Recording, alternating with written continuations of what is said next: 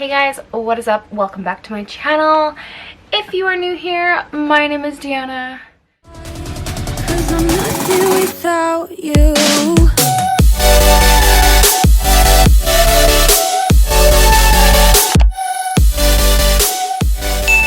Sorry if my lighting is shitty. I am filming this quite late at night, but who cares, right?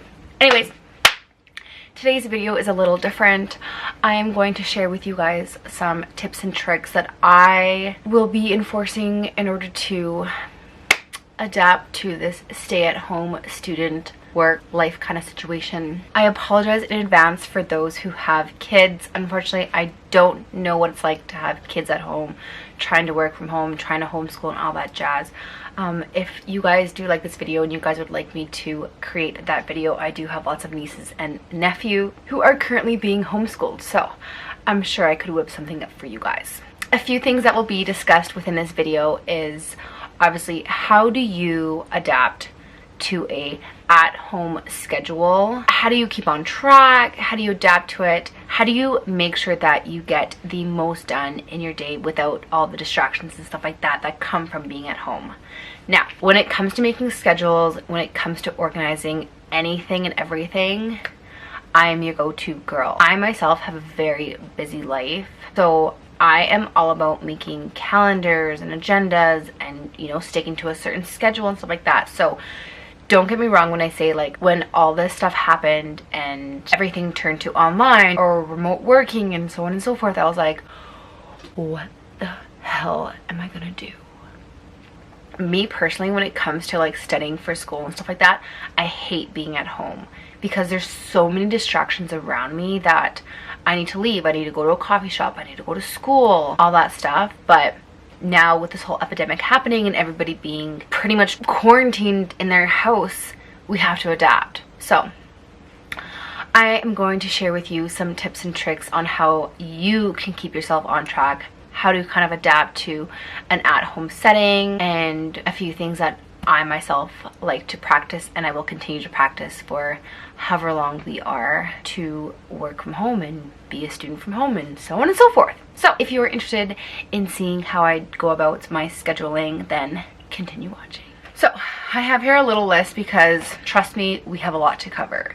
So bear with me. I will try to keep this video short, but no promises because there's a lot to cover. First things first, what I like to do before I do anything is to write down what my week normally consists of.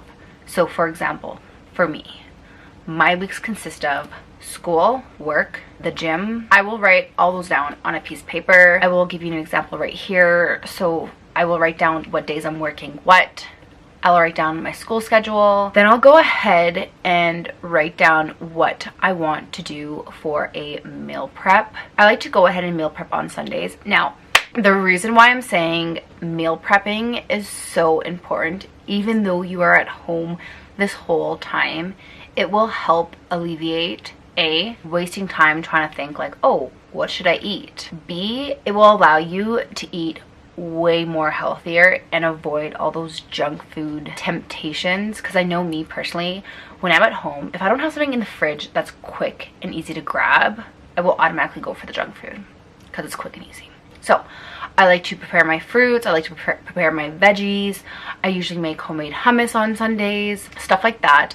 I'm still going to prep for the week because that will help me A, have a quick and easy snack to grab from the fridge, and it will help me alleviate wasting time trying to think, what do I want for lunch? My biggest suggestion is plan your breakfasts, plan your lunches, and plan some snacks. Your dinners, you can go on doing what you normally do because we are going to try to keep it to a 9-to-5 work week. So this is pretty much what this video is based off of, a 9-to-5 work week. So once I have written down all of my weekly things to do and I've planned out my meals for the week, I will go ahead and create a workspace for me. So me personally, I am lucky enough that I already have a desk area where I've created a mini office for myself. Now, if you don't have a desk, not to worry, you could really make an office space out of anywhere. I know some friends who have started using their dining room table, their kitchen table, whatever it may be. Again, you got to think of it as like a mobile office. Don't feel obligated to go out to Staples or to Walmart to buy a desk. Don't do it. I'm telling you now, if you don't have a desk somewhere in your house that you can dust off the dust and stick somewhere that is not going to be like in your way, don't worry, make do with what you have. Honest to God. Again, I'm lucky enough that I do have a little bit of an office space in my household. I went ahead and organized everything, taken away any mess, any old paper that I had on there. I disposed of it, recycled it, organized my pens and my notepads and stuff like that, because you want a clean and organized working space. Trust me, you do. So after I've done that and everything, I will go ahead and organize, like I'll put my laptop there. I made a stack of my papers, my work papers and whatnot. If you have a whiteboard, great. I stuck that there too with all my due dates for school. Once I've written out what my week's gonna look like, made a meal prep plan for the week, and I've now organized and created an office space for me, we're gonna go ahead and create a schedule of what our week is going to look like. Now, one thing I highly recommend is that you stick to a schedule. So before we get into making the schedule, I just want to make some quick key points that if you're used to working a 9-to-5 job and you're up Monday to Friday at 7 a.m., my biggest suggestion to you is to continue that routine. If you're used to waking up in the morning and working out, continue that. Or if you're used to waking up at 7 a.m. and being at work by 9 a.m., continue doing that routine. One thing that I've started doing is, because I'm used to working a 9-to-5 job Monday to Friday, I continue that routine. So I wake up at 7 a.m., I throw on coffee, I'll go upstairs, I'll either shower, brush my teeth, wash my face, and then I'll get dressed. Now, yes, get dressed. Get out of those pajamas, get into something comfy. I'm not saying you have to throw on a pair of jeans and a blouse. None of that, but get out of your pajamas, throw on something comfy. And then one thing that I've gotten in the habit of doing is getting outside for some fresh air first thing in the morning. I just take Chico quickly up to the mailbox and back down. Just kind of helps my body wake up internally. Then I'll come back in the house, I'll pour myself a cup of coffee. I will pour myself a glass of water. You need to remember to stay hydrated. I always find that when I'm at home, I find it so easy to not drink fluids. And I know that sounds really bad, but it's so true. So before I go to work, I will make sure I pour myself a jug of water and a cup of coffee. Then I will go ahead and go to my workspace for 9 a.m. Now, I know this kind of sounds stupid and silly and whatever it may be, but in order for me personally to stay on track of things and not let time pass me by so fast, I need to stay on schedule. So, although it kind of sounds stupid, I'm telling you, if you want to remain on schedule and on track and make the most of your days, this is something that has helped me out significantly, and I really hope it's going to help you out as well. So I head down to my office space for 9 a.m. as if I'm walking into the office. I will sit myself down. I will whip out a notepad and I will make a checklist of things to do that day. Anything that is due that day or anything that I need to submit that day for work or school, I will go ahead and write it onto a list from most important to least important, and I will go on with my day. The most important thing to remember when you are working from home is to allow your body to stretch. For those of you who aren't used to sitting behind a desk all day, you are about to find out how harsh it is on your body. So one thing that has been recommended to me by my massage therapist lady is to do some doorway stretches. So you can usually do this in a doorway, but if you find it's a little too wide for you to reach with your elbows, go ahead and use a corner. That works just as well. So to begin, take a nice stride stance, stand in the doorway, and then put your arms out so the elbows are resting just below shoulder level. And then slowly bring your chest forward, being careful to not pull with your back or your head. You should get a nice mild to moderate stretch in that chest or upper arm area. Shouldn't be any pain, and focus on keeping your neck relaxed. Very good. Hold for 30 to 60 seconds. And then slowly come out of it. Bring your arms down, do a couple shoulder rolls, keep some blood flow to the neck. And then repeat with the arms a bit higher. Stride stance, arms a little higher, slowly forward, So you get a nice stretch in that chest area. Good. 30 to 60 seconds. Always a mild to moderate stretch. Never pull with that back. That's by far the most common mistake people make with this.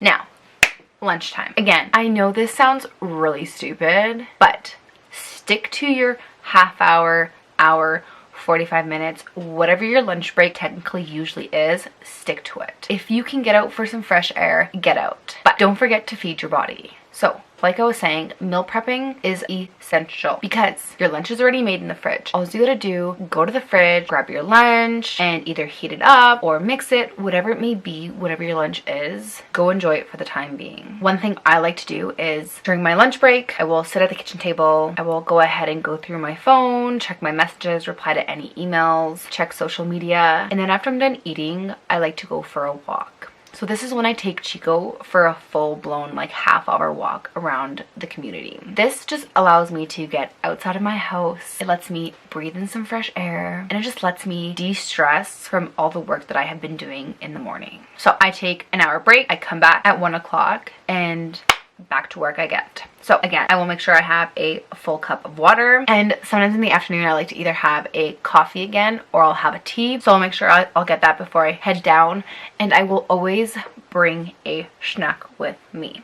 So one thing I forgot to mention for the morning time is that I like to snack on my fruits and berries. So I will wash some fruit and I'll either put it on like some yogurt with some granola, or I'll have some sort of morning snack. Then after lunch, I will always bring a afternoon snack with me, which is usually my veggies and hummus. Because again, I'm a huge snacker. If you're not, don't worry about it. But fuel your body with nutrients.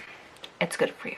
So yeah, I will again start the afternoon off like I started my morning.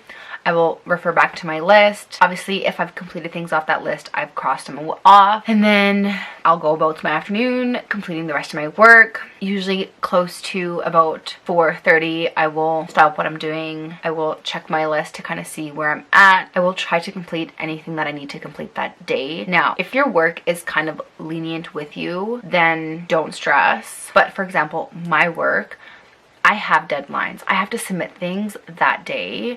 So I'm very anal with myself on having things completed by 4:30. That is kind of what keeps me motivated throughout the day, because I know, like, look, you have a deadline, you have to submit it.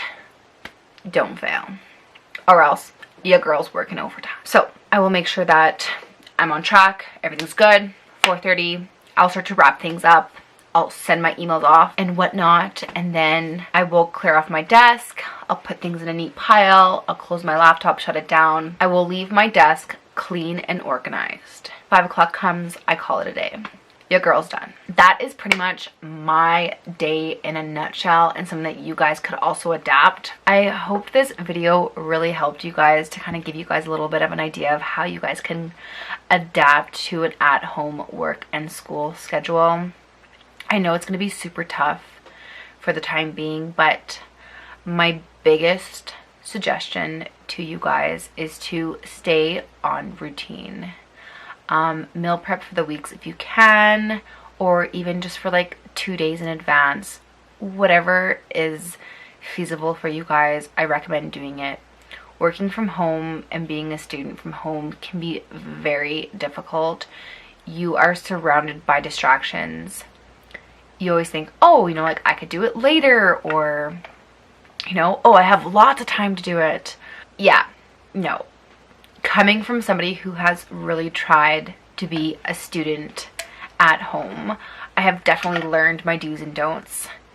Don't think that you could do laundry in between work, because that shit don't work. No, no. If you are going to take a break, a mental break, I really suggest going for a quick walk outside. I live in a cul-de-sac, so sometimes I like to walk around my cul-de-sac quickly, or it's simply, you know, like going to the washroom or just getting up and doing some stretches. You know, don't forget to love your body in between getting all this work done, because it's important. Thank you guys so much for watching. Again, I really hope this helped you guys out. If you have any questions or if you have any suggestions, please feel free to leave them down below in the comments. Don't forget to give this video a thumbs up if you enjoyed my little tips and tricks for creating an at-home work or school schedule.